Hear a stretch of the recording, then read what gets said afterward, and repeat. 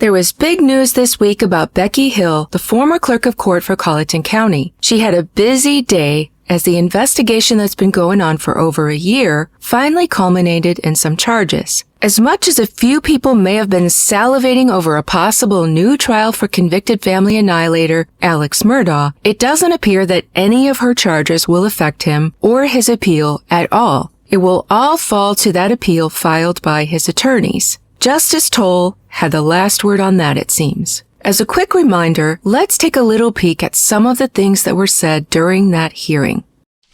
Ms. Hill was attracted by the siren call of celebrity. She wanted to write a book about the trial and expressed that as early as November 2022, long before the trial began. Did Clerk of Court Hill's comments have any impact on the verdict of the jury? I find that the answer to this question is no. Each member of this jury took their involuntary assignment very seriously. They obeyed the instructions of the court. They obeyed their oath. These good and decent citizens of Colleton County stood to their duty and rendered their verdict without fear or favor. The clerk of court allowed public attention of the moment to overcome her duty. The defendant's motion for a new trial on the factual record before me must be denied, and it is so ordered. And that was just the beginning of her troubles. She resigned on March of 2024, and a couple months later, on May 16th, there was a meeting held by the State Ethics Commission of South Carolina. They met to discuss some allegations that have been made against her. In total, they brought 76 different allegations. The number sounds kind of crazy, but it turned out to mostly be multiple transactions related to a certain account. A hearing was scheduled to go over these findings, and just taking a quick peek at what the State Ethics Commission does, in their mission statement, they say that they conduct criminal and administrative investigations of violations of the state's ethics laws in prosecuting violators either administratively or criminal, so they can handle even kind of serious violations. That was the original plan, to take care of all of this through the Ethics Commission, and probably would have stayed that way if not for the goading and all of the publicity brought on by the Alex Murdaugh case. How they handle these things in the commission is much like regular court. They conduct an investigation, they interview witnesses, they can even issue subpoenas and take depositions. All of that evidence gets collected, and it will be reviewed by the group of commissioners. After their review, they give a recommendation. If they think it needs to go further, they'll order a hearing, and 3 of their members will be drawn at random to make up a panel and hold the hearing. That hearing was supposed to take place on December 19th, 2024, but it was put in abeyance in November when the charges were upgraded to a criminal investigation. At that time, it brought up a whole new uproar about whether or not Alex would get another trial. That investigation has now been concluded and charges have been decided. She had a bit of a day, starting off in Colleton County, where she turned herself in for the charges, including 2 counts of misconduct in office and 1 count of perjury. Here are the details. So for the first charge of misconduct in office, it says that she used her former clerk of court's office for personal gain.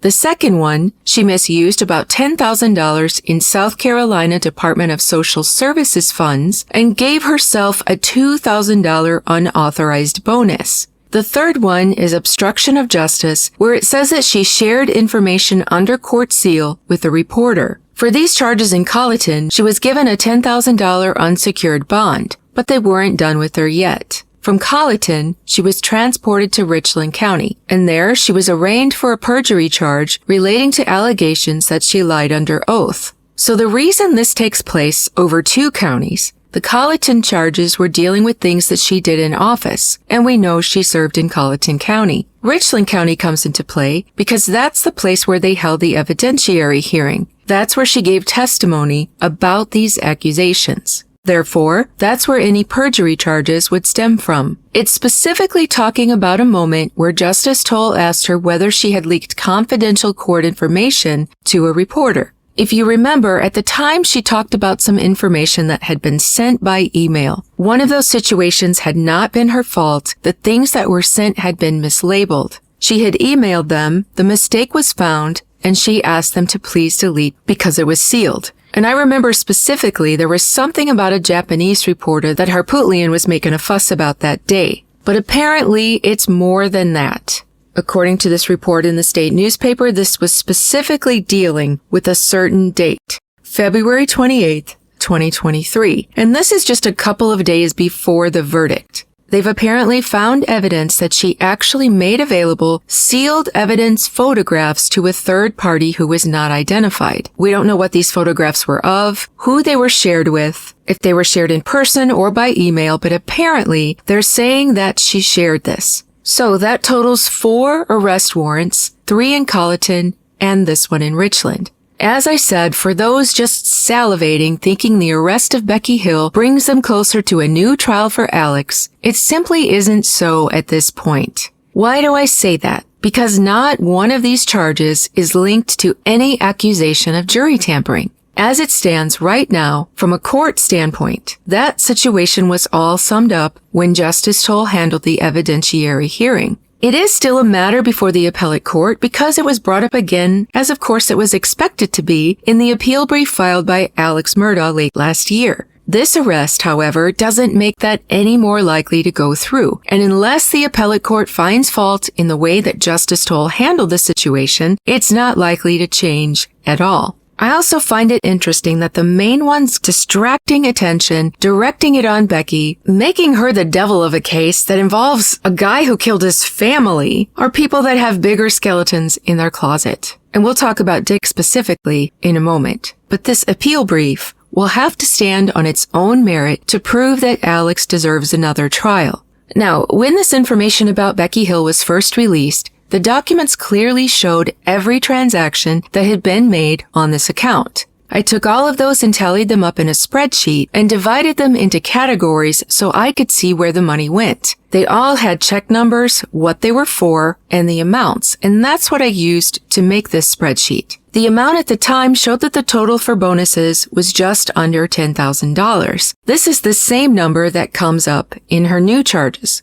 But in the new charges, it calls them unauthorized bonuses, and then, in March of 2023, it says that she also gave herself an unlawful bonus of $2,000. There was a bonus in the $10,000 amount in March of 2023, but it was for $2,500. So this distinguishing between unauthorized and unlawful are two different things. I don't know what the distinction is, and if there was maybe a second bonus that's not listed here that was for $2,000 that they're referring to. So maybe it wasn't even on this original spreadsheet.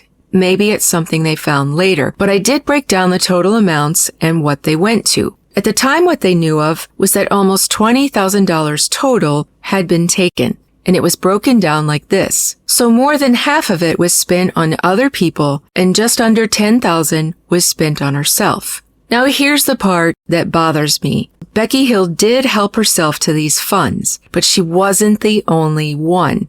There were 6. In fact, the president of the Clerks of Court Association, who actually came and testified against Becky, was also found to be helping herself to this money. What is this money? It mentions social services. This is money provided by the federal government that's meant to be paid to the different clerks of court to help them find deadbeat parents, the ones who are not paying child support. This is serious. This is a problem that weighs very heavy on the government. The government has to take up the slack because you can't just leave these children without proper medical care and without food and housing. So if they can't find the parent that's not paying, the government has to pay for it. So that's why they're willing to put out this fund for the people that are in the areas that the parents live to track them down and get the child support set up. So this money is meant to be towards time spent doing that or expenses that are attached to doing that. But somehow, these clerks of court, in this area at least, and I don't know how extensive a problem it is, but they had access to this fund, and this fund isn't regulated by the courthouse. Every other budget in the courthouse is regulated, but since this was federal funding, it's not monitored through the courthouse itself.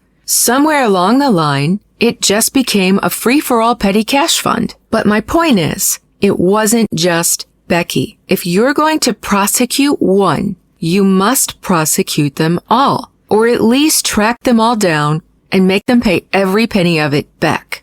Next, we learn a little bit more about the investigation itself. We know all of these things took place within the 14th Judicial Circuit, but we find they asked investigators to be from outside the 14th Circuit, and so it was investigated by Solicitor Rick Hubbard of the 11th Judicial Circuit. He didn't do it alone, however. It was still under the direction of the Assistant Attorney General Ben Applin, Chief Deputy Attorney General Jeff Young, and Criminal Division Deputy Attorney General Don Zelenka. It points out how one of the main problems was her book, Behind the Doors of Justice. And we know that that's what started this whole thing off. This book, by the way, is no longer for sale. It was pulled when it was discovered that she had plagiarized.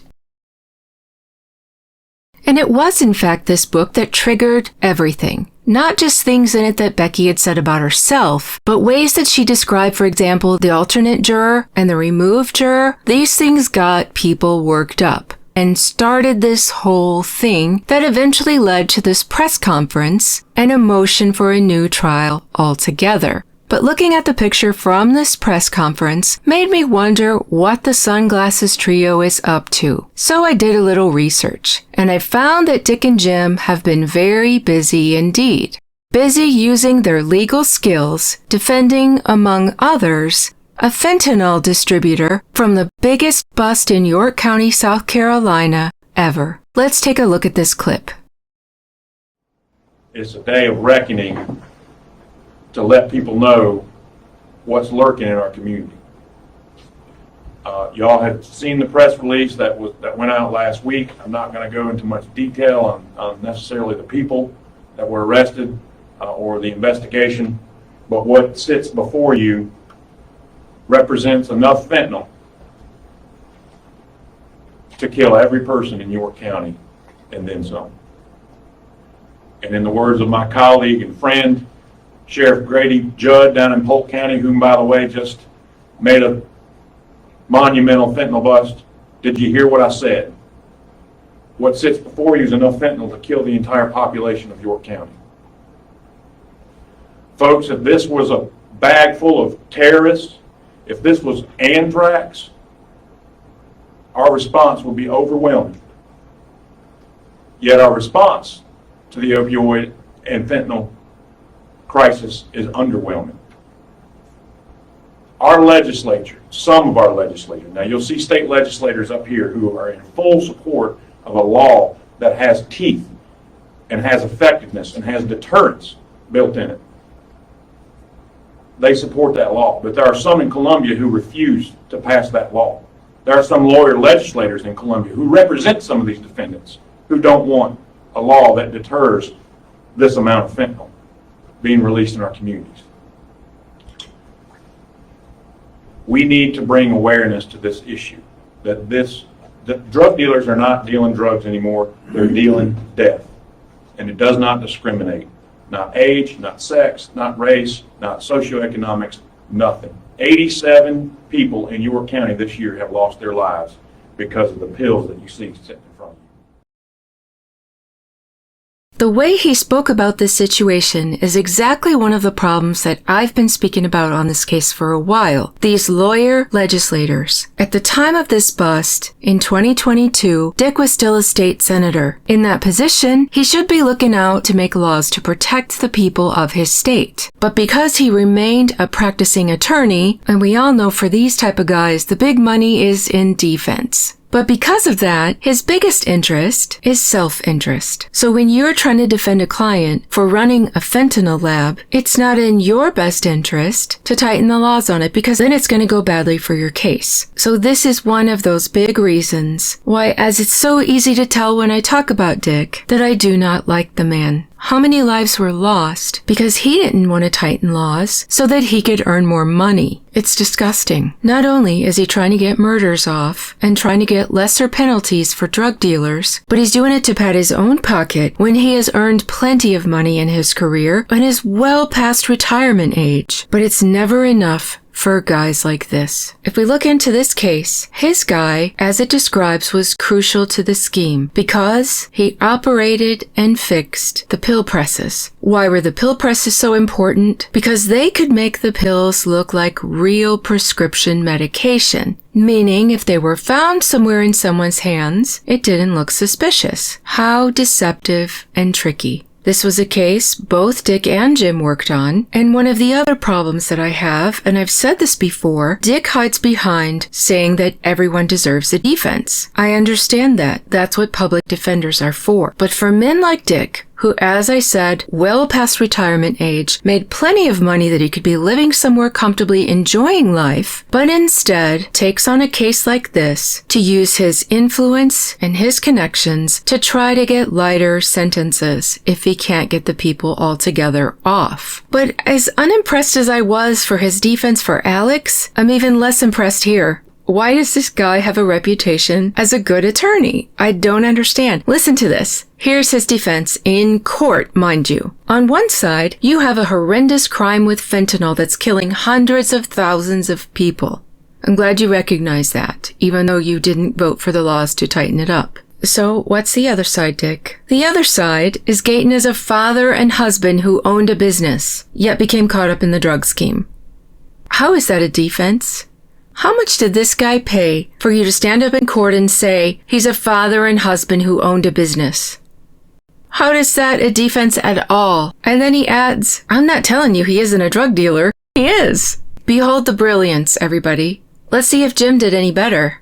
Tamario Gayton then became addicted to gambling and started selling drugs, according to one of his lawyers, Jim Griffin.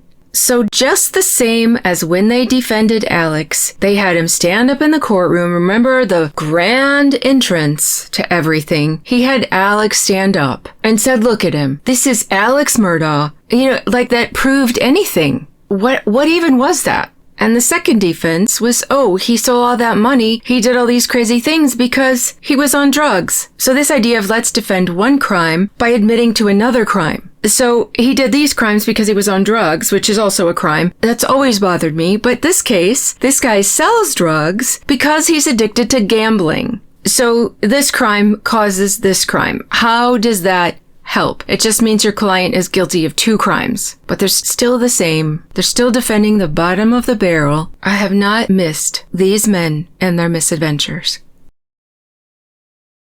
What else has he been up to? He'll be defending Hunter Biden starting in late July. Now this case he's not working with Jim, but working with Phil. In an equally repulsive quote, he stated, "You'd get a beer with Pee-wee."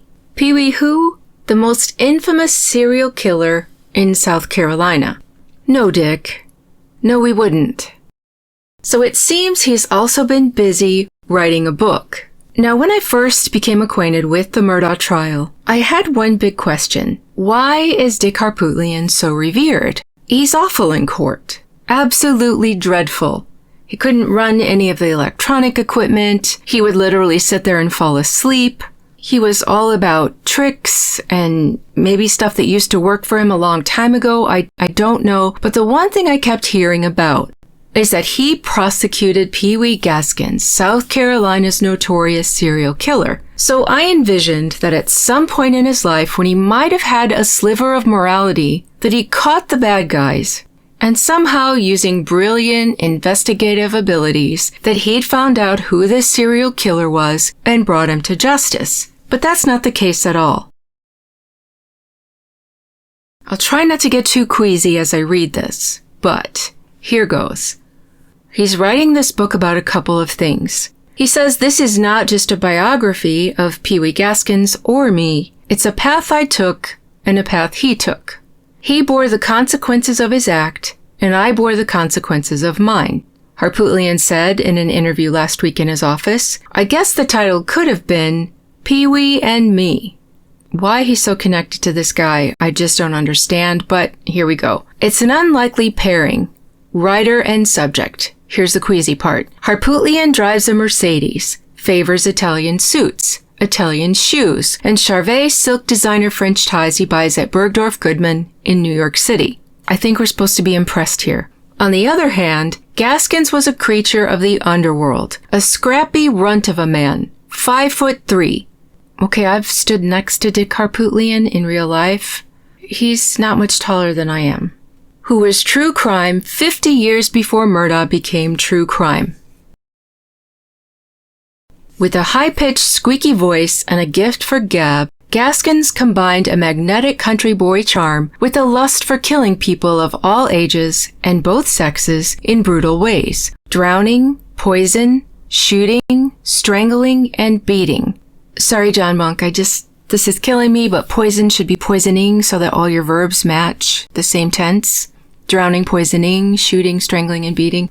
Sorry about that. A former carnival worker who assembled a family of misfits, runaways, and conmen. Harpootlian writes, Gaskins killed for fun, for money, when people became inconvenient to him, and for racist reasons. In the 1970s, traveling around in a hearse, doesn't he sound lovely? He buried the bodies in rural areas in the PD. Journalists couldn't get enough of Pee-wee. His final killing, in September 1982, has never been equaled for its cunning and sensationalism. On a Sunday afternoon while inmates were watching pro football on television, he blew up a condemned inmate on South Carolina's supposedly secure death row, using contraband C4 military-grade plastic explosives. Prison officials were horribly embarrassed. At the time, Gaskins was serving multiple life sentences for his various murders, and he couldn't resist the challenge of one more killing. It fell to Harpootlian, then the 34-year-old top deputy solicitor in the Richland County Prosecutor's Office, and his boss, the late solicitor Jim Anders, to work with investigators to find out who blew up the inmate. Rudolph Tyner, who himself had killed 2 shopkeepers in Horry County, and then to put Gaskins on trial. Okay, I have lots of questions. How did this guy who killed 2 shopkeepers, how was he on death row and Gaskins wasn't in the first place? Seeing that he killed a lot of people, right? So why was he serving life sentences and the guy who killed 2 shopkeepers was on death row? That's one question. How did he get C4 in a prison? And how did he get into the death row section of the prison? So many questions. Somebody helped this man.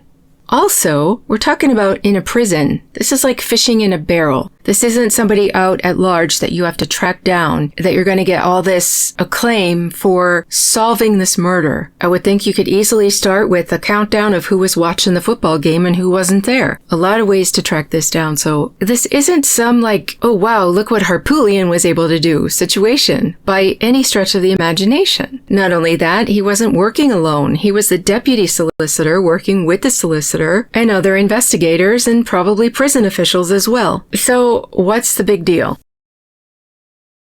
Anyway, let's go on. Based on thousands of pages of court and investigative records, Harpootlian's 245-page book is a detailed account of all of Gaskins' crimes and the subsequent trial in which Harpootlian as prosecutor played a key role in getting a jury to find Gaskins guilty and sentenced to death. This book is also Harpootlian's meditation on his life, justice, the law, vigilantism, the death penalty, and Harpootlian's evolving attitude toward capital punishment. It's also a book I'm never gonna read. And much in the gross way he acted in court, the picture he chooses to advertise his book, he's seen here holding up an x-ray of the skull of Rudolph Tyner with the shrapnel that killed him and the death row explosion clearly visible.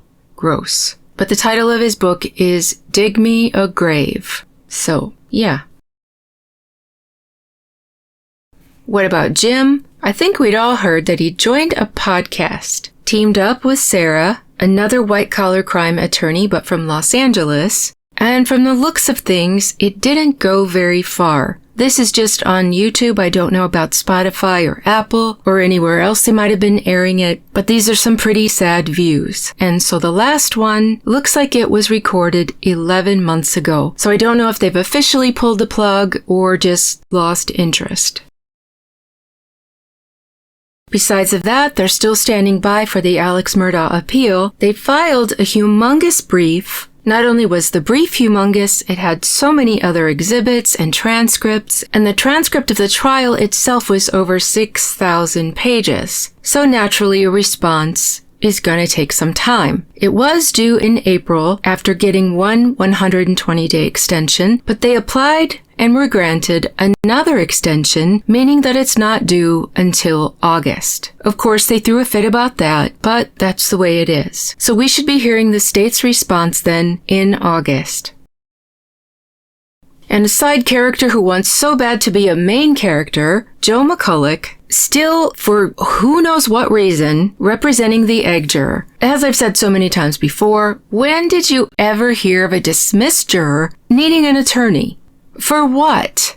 She has no charges to make against anyone. She has no charges against herself. What is this even about? Then he represented Mandy, who, I'm sorry, but she made an absolute fool of herself in multiple interviews. She made a fool of herself at the evidentiary hearing. There is nothing about anything this woman has ever said that would make anyone think that she's credible. She's wishy-washy, she changes her mind, she gets confused, she says one thing, then another in the same conversation. There is nothing this woman can say that is the slightest bit convincing. So what is Joe trying to accomplish?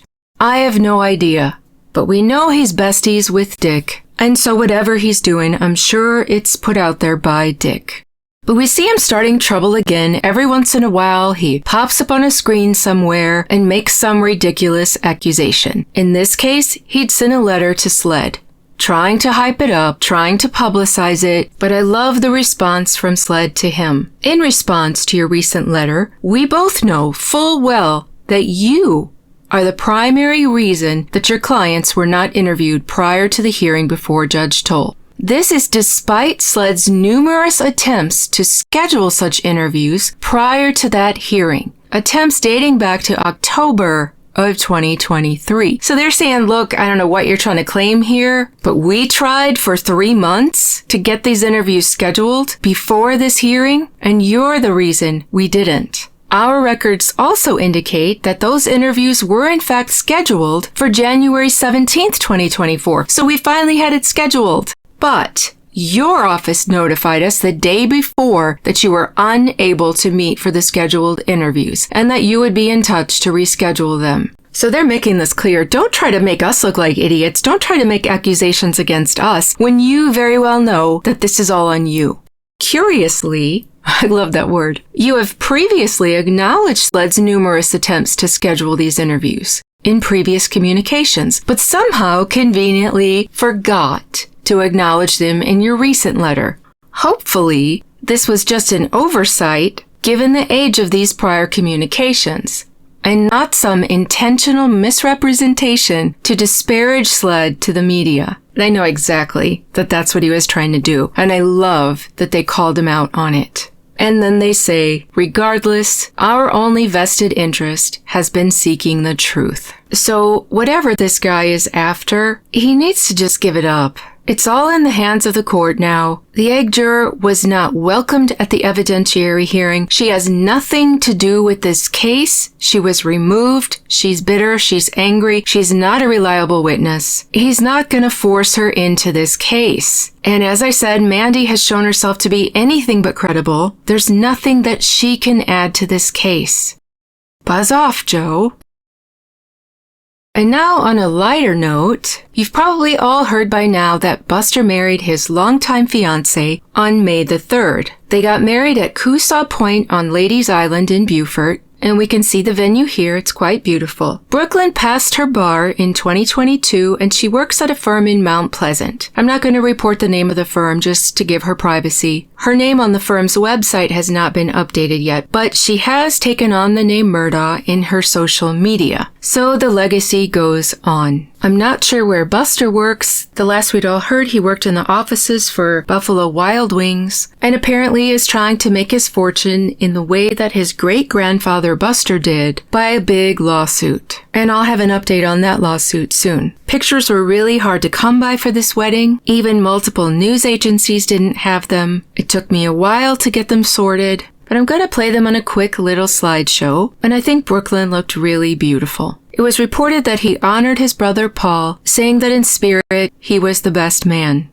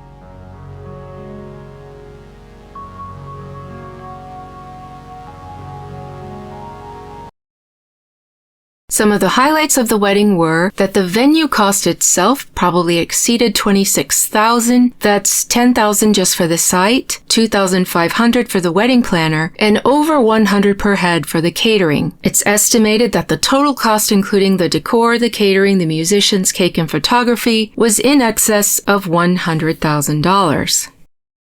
I'm sure as you saw in what they were wearing, the shocking bit was the cummerbund that Buster wore with his proud initials in the monogram format of RMA, with the Murdaugh being in the middle and the largest. Their registry was also noted. They requested a house project fund because they intend to build and then furnish a home, and they had some quirky items on their registry, including a mahjong game for $545, a bottle of laundry detergent for $70, and some other items you can see here. I hope Brooklyn's life goes better than most of the women who've married into this family, at least through Alex's line. As I said, I'll be updating on Buster's lawsuit soon, as well as some updates on the conspiracy case. Till then, this is Cassidy O'Connell saying stay well and stay tuned.